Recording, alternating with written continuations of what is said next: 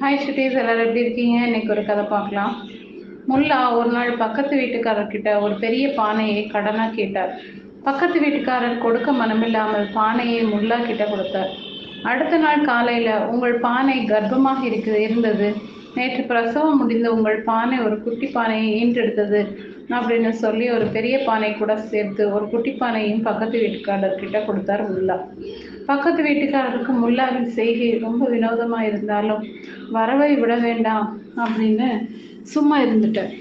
அதே போல் மீண்டும் அவர்கிட்ட இருந்து ஒரு பெரிய பானையை கடனாக வாங்கி மறுநாள் அதே போல் ஒரு பெரிய பானையுடன் சேர்த்து குட்டி பானை ஒன்றை கொடுத்து அந்த பெரிய பானைக்கு புதிய குழந்தை பிறந்திருக்கு அப்படின்னு கொடுத்தார். அதை பெற்றுக்கொண்ட பக்கத்து வீட்டுக்காரர் சந்தோஷமடைந்தார். அதற்கு அடுத்த வாரம் முல்லா பக்கத்து வீட்டுக்காரர்கிட்ட பானையை கடனாக கேட்ட உடனேயே மனமுவந்து பானையை கொடுத்தார். இந்த முறை முல்லா பானையை திருப்பி தரவில்லை. பக்கத்து வீட்டுக்காரர் முல்லா கிட்ட போய் கேட்டார்.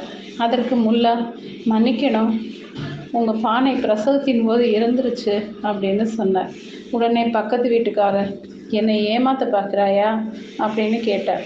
அதற்கு முல்லா, நான் ஏமாற்றலை, பானை கர்ப்பமாக இருந்து குட்டி போட்டது என்று நான் உங்ககிட்ட குட்டி பானை கொடுத்த போது வாங்கி கொண்டீங்கல்ல, அது உண்மைன்னா இப்போ பானை இறந்ததும் உண்மைதான் அப்படின்னு சொன்னார். பக்கத்து வீட்டுக்காரர் எதுவுமே பேச முடியாமல் அங்கிருந்து போயிட்டார்.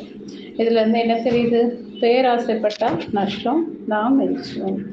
ஓகே சுட்டீஸ், இந்த கதை பிடிச்சிருந்தா லைக் பண்ணுங்கள், சப்ஸ்கிரைப் பண்ணுங்கள், ஃப்ரெண்ட்ஸ் அண்ட் ஃபேமிலிக்கு ஷேர் பண்ணுங்கள். கூடவே இந்த பெல் ஐக்கானையும் கிளிக் பண்ண மறக்காதீங்க. பாய்.